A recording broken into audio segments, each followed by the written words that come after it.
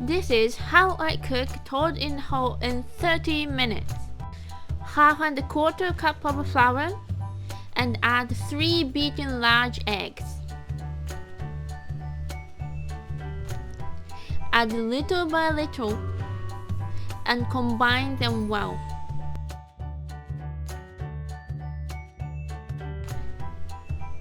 Then add a cup of milk. You want to add a little by little, you don't want it be lumpy.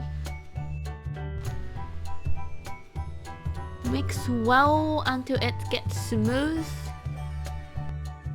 Season with some salt and rosemary. Rosemary gonna add some more nice aromatic flavor.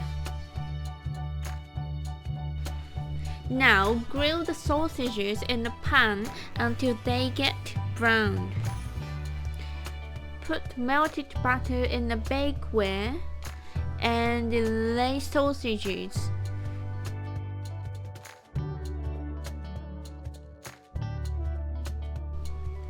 Then add the butter we already made.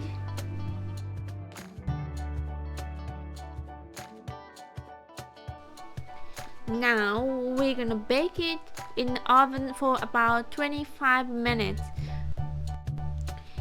Well done!